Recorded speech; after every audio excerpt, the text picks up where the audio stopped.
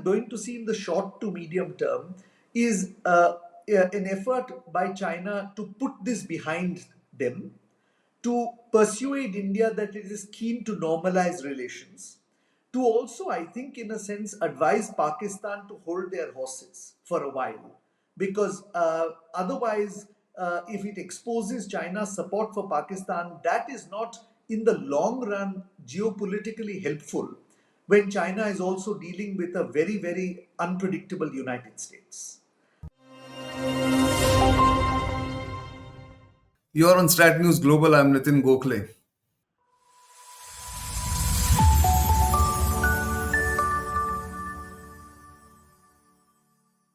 The fifth anniversary of the Galwan clash, which happened in June 2020, would be upon us.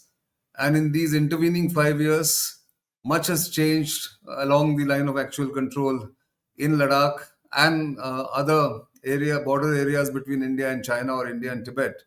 And we have to take a look at what exactly led to Galwan and maybe what has happened in these 5 years. And nobody better than Vijay Gokhale, former Foreign Secretary, diplomat, who is also, of course, author of The Long Game. You can see the book behind me.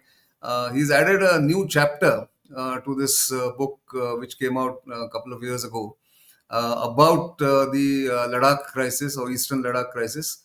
And it's a good time to ask him that what, in his view, actually led to the Eastern Ladakh crisis in the summer of 2020, and particularly the Galwan clash. Vijay, welcome to this program. Thank you, Nitin. This book is about 4 years old, actually, and it has been read quite often, particularly by people in our military. I thought it important to add a new chapter because there were certain features of the negotiation regarding the resolution of the East Ladakh dispute which are different from earlier negotiations. I have been very careful, Nitin, not to go into the details of what transpired because the full facts are not known to me. The focus is therefore in line with my book on how those negotiations went, what sort of strategy and tactics the Chinese adopted, and how India handled it in order to come out of the negotiations successfully. Yeah, in fact, that's what gives me an impression that you've actually looked at the entire issue from a strategic, higher vantage point rather than getting into the nitty gritty, which, like you said, all facts are not known. But interestingly, you make two very important points. The first one that which struck me was about three reasons that you see or assess which led to the Chinese aggression in Eastern Ladakh. One was military, the second was local, and the third was geopolitical. So, if you can just elaborate a little bit, what do you mean by these three factors which led to what happened in Eastern Ladakh particularly and in Galwan? I mean, Eastern Ladakh in generally and in Galwan particularly. Sure. In order to come to some sort of a conclusion as to how those negotiations went, I felt it important to look at the context under which the incident occurred and the subsequent negotiations took place. And from my various readings and research, I came to the conclusion that three factors worked towards both the creation of the crisis and also its subsequent resolution. The first, of course, was the very rapid modernization of the People's Liberation Army that has taken place under President Xi Jinping. In particular, this reorganization has involved the redrawing of areas which India faces on its border, in that it now unites the former military regions of Lanchao and Chengdu into a single theatre command, which the command's strategic direction is towards India. And in addition to that reorganization, I also looked at the increasing emphasis that the Chinese are placing on practical combat training. And my conclusion was that as a result of the push to make this training much more realistic and much more in real time, the Chinese and the PLA in particular took certain risks in terms of training, and that could have been one factor that contributed to the crisis. The second factor, of course, was, I think, the concern on the Chinese side that in the last 5 or 8 years, India had substantially ramped up its infrastructure building all along the line of actual control, not just in terms of roads, but also in terms of other military infrastructure, which the Chinese probably felt would make it much more difficult for them to continue patrolling in certain areas with the ease that they had done in the past. So, in a sense, they used strategic coercion to dissuade us from continuing with that. Although, of course, on their side of the LAC, they continued to build infrastructure at a rapid pace. And I think that may have been a second reason for the incidents in East Ladakh. Finally, I do also draw the assumption that the Chinese have looked at Indian foreign policy from the American lens over the last 10 years and have increasingly felt that we are tilting towards the United States.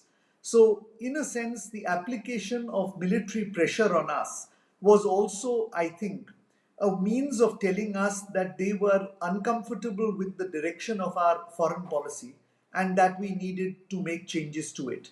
I would say that these are three of the reasons. There may perhaps be more, but these are what I think did eventually drive them to that increased patrolling and those joint exercises on the LAC and eventually to the mishap that occurred. Yeah, I think a fair point because I mean we will not get the full story for some years what exactly happened, how it happened, but it's a fair assessment I would think of the situation. But before I ask you how the resolution was arrived at from your point of view or your assessment, also interestingly, would the Chinese have been surprised by India's rapid response or the speed of India's response? What's your assessment on that? So I just want to make one point before I come to this, Nitin, which is how this crisis was, or how these negotiations were, in a sense, very different from earlier ones. Sure. I point out in this chapter, in the past, incidents happened at a single point on the LAC, whereas this time there were multiple points spanning several hundred kilometers where these incidents occurred all at the same time. Secondly, we resolved earlier incidents in a matter of weeks, whether it was in Chumar in 2014 or in Depsang in 2013, or for that matter, even Doklam in 2017. This time, the resolution of the issue has taken more than 4 years. And lastly, the PLA's role in this, or the military's role in this, is substantially greater than in the past. Now, coming to the point of our response, I think the Chinese were frankly not only taken aback at the counteraction that India took at the end of August 2020, but it also sort of confirmed to them that what India was demonstrating over the past 3 or 4 years in terms of redefining its idea of strategic patience was sort of validated by this. They had seen what India had done in Doklam as well as in Uri. And I think perhaps they did not anticipate that we would do this again. The fact that we did it very much caught them by surprise because it also increased the possibility of a military conflict, which is something they did not want at any cost. And therefore, I think that it was in fact that counteraction in August which eventually forced them to do a serious negotiation with us. Indeed. In fact, you've been part of some of the very serious negotiations, including Doklam was the last one that you perhaps did, and beyond that, as Foreign Secretary also. But interestingly, you mentioned PLA's role or the military's role from the Chinese side. Even from the Indian side, from my limited knowledge or experience, I think this time the Indian approach also to negotiations was different than earlier times, where the military was actually the lead player, supported by diplomacy parallelly, perhaps. But to have a core commander leading the negotiations was completely different from the earlier approach that India had, I suppose. I agree. And in fact, I must say this that we have seriously learnt lessons from the past negotiations. Firstly, there was absolute clarity in goals. The negotiators on the Indian side were very clear as to what goals were to be achieved. Secondly, we used very precise terminology. And as you can well appreciate, China is very, very adept at using language. And therefore, the precise nature of terminology that we used reduced the scope of ambiguity that they could exploit. Thirdly, I must note that there was excellent interagency coordination. There have been instances in the past where different wings of the government have talked or briefed the media in different ways. This time, both the military and the civilian wings were in tandem throughout the 4 years of negotiations, which is a very substantial achievement, in my opinion. So, in a sense, all these learnings came to our help because it left the People's Republic of China with very little scope to drive either a wedge in Indian public opinion or to exploit or play upon differences within the Indian establishment itself between the military establishment and the civilian establishment. And I think going forward, this is a primary lesson that we must imbibe because this has really been the core of the success we achieved in the negotiations after the Galwan incident. That's very very interesting and very good to know because negotiating with the Chinese, as you point out in your book, The Long Game, is not an easy task. It requires patience, it requires adaptability, it requires some kind of cunning and historical knowledge, of course, about what's happened and how the Chinese view all the terms and the terminologies that you point out. But my final point on this, and your thoughts on that about the particular episode in the India-China fraught relations that we have had for so many years, is the expectation on either side about what was expected, our expectation about the resolution or the terms of resolution. India wanted status quo or disengagement or status quo ante to pre-April 2020 position. And the Chinese were only concentrating or trying to pin down India on the resolution of the Galwan or the standoff points, or one or two standoff points. So, how was that reconciled, you think, in the negotiations? Was India very firm and therefore the Chinese had to then agree? How did it pan out in your assessment? Yeah, I look at this from the broader perspective, Nitin. Frankly, what was the Chinese strategic objective? It was to coerce us to stop activity on our side of the LAC, to deny patrolling access to certain points which we have historically patrolled, and thereafter to hold on to some of the gains in strategic parts of the LAC while reaching a resolution of the Galwan crisis itself. That is the particular point at which that incident on the night of June 14th and 15th had occurred. Had we permitted the Chinese this, we would have been greatly disadvantaged in the future in terms of patrolling. Therefore, I think what India's objective was, at least to my understanding and based on public sources, was to ensure that there was a message sent right across the LAC that unless and until China addressed each of our concerns, both those where uh, the incident had occurred as well as those where the patrolling limits had been unilaterally changed by them, unless it reverted back to the previous situation, we were not prepared to move towards a larger normalization of relations. And therefore, the normalization of relations was made, in a sense, hostage to the border issue, something which the Chinese never wanted to see and which they realized we were now prepared to do. This point is important because after 1988, we conceded the point that the two would proceed on parallel tracks. We would resolve the border, but we would continue normal relations. In a sense, this negotiation appended that. Our position became that they are all only on one track. You don't move on one, we don't move on the other. So I would say at the end of it all, I would consider this negotiation a success for three reasons. One, because we were able to restore our patrolling to the points where we had patrolled prior to April of 2020. Two, because we had made the linkage between the boundary question and the overall health of the relationship, something which the Chinese have always wanted to deal on separate tracks.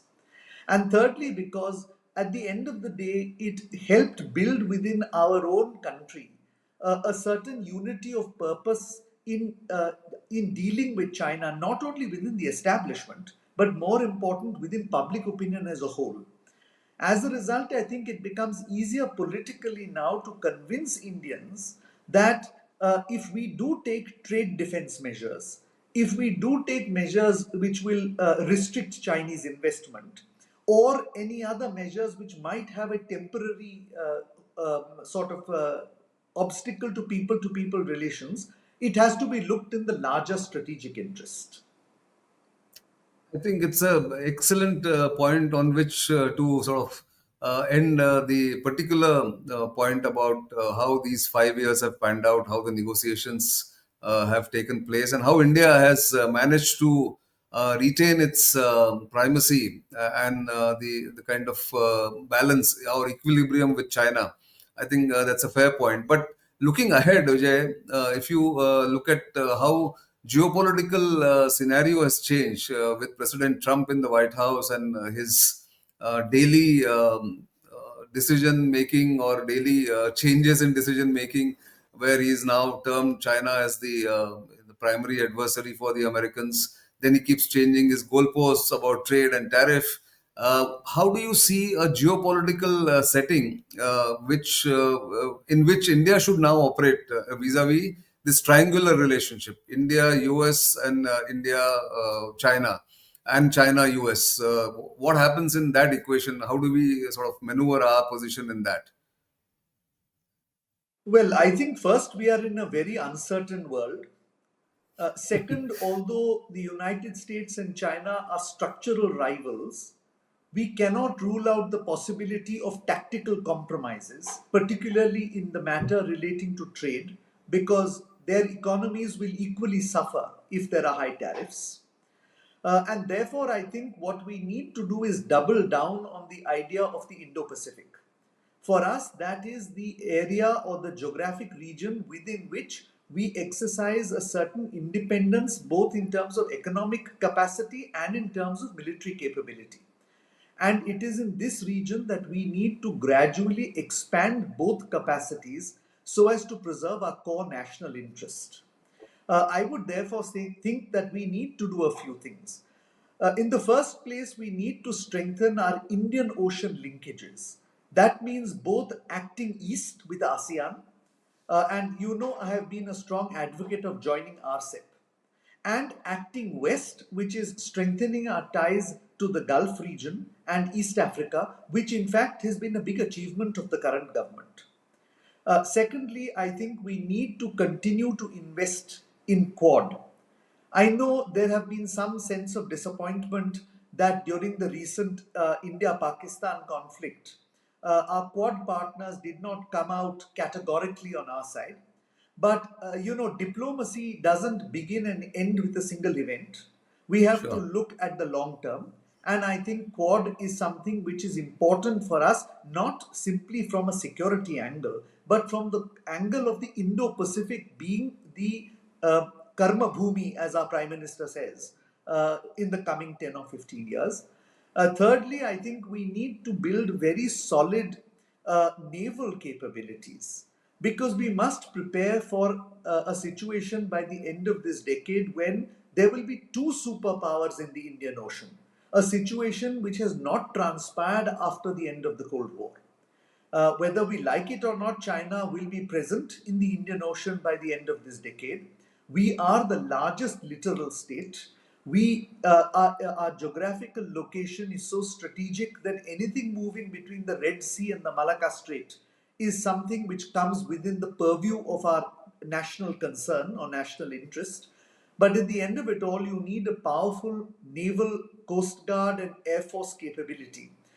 So, what I'm saying is essentially that we need to stop being land focused and look towards the maritime region and increase investment very substantially there. I think if we really do all these three things, we will be left in a good position in 5 to 10 years. I think it's a very good advice or suggestion for the decision makers. But I can't let you go before we talk briefly about the recent India Pakistan skirmish conflict, whatever you want to call it, Operation Sindoor, and China's role in it. I mean, now strategists and military analysts are talking about a two and a half front or three front reality challenge, which has become a reality. One of the people who I respect, military analyst Lieutenant General Huda, actually mentioned this as the China-Pakistan nexus as the two-front challenge, if not two-front war, becoming a reality. How do you see what has happened in Operation Sindoor and China's role in it? It's bound to increase from the outside or in the first preliminary assessment. But will that mean that India has to treat them separately or has to treat both of them together? How do you see that? So I'm going to go out on a bit of a limb here, Nitin, and just sort of advance some kind of a hypothesis. There is no Yeah. doubt China tilted in Pakistan's direction in terms of creating public opinion in their favor by in terms of supporting what they called Pakistan's solid efforts at counterterrorism, in political support by receiving the Chinese foreign minister no less than 3 times in 15 days, and as we know in military terms as well, because a lot of the equipment used is extremely high quality Chinese equipment. Nonetheless, the Chinese statement was very restrained. They only used the word regrettable after India launched its strike against the terrorists in Pakistan. And they kept very quiet after that. My sense and my submission is that China is at the moment trying to still find its way out of a crisis with India, which occurred after Galwan. And it really does not want that process to be complicated by its stand on the India Pakistan issue. In particular, it does not want Indian public opinion to harden. And therefore, while behind the curtains we all know what China did, in public China was restrained. I think in the immediate term, it does not serve China's interests if there is an escalation of conflict, because they too understand well that in an escalating conflict, India is bound to perform better. And in the long run, that does not serve China's interests either in terms of public perception about the Sino Pakistan alliance or in real terms because they see Pakistan as a counterbalance to us. Therefore, I think what we are going to see in the short to medium term is an effort by China to put this behind them, to persuade India that it is keen to normalize relations, to also, I think, in a sense, advise Pakistan to hold their horses for a while.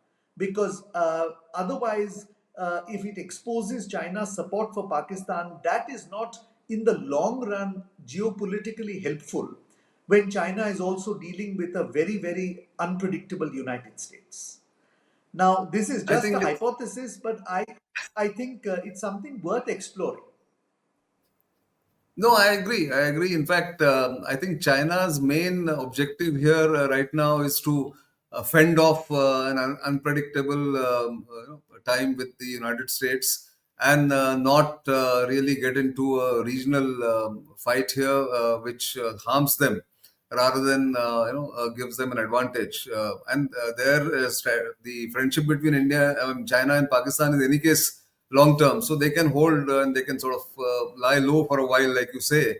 But we'll have to see how the Pakistanis behave and what they do and how they demand more support from China, which we'll have to look at it in a different manner as far as military comparison or military challenge is concerned.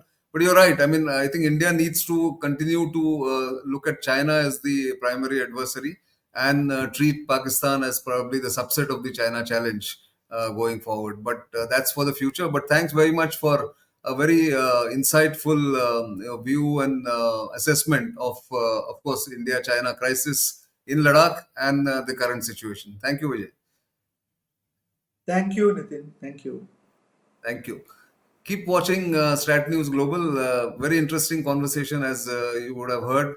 And of course, do read the book Long Game, where a new chapter has been added by its author, former Foreign Secretary and diplomat, Ambassador Vijay Gokhale. For the time being, that's all I have. So do keep watching and, of course, keep sending us feedback. For the time being, it's goodbye.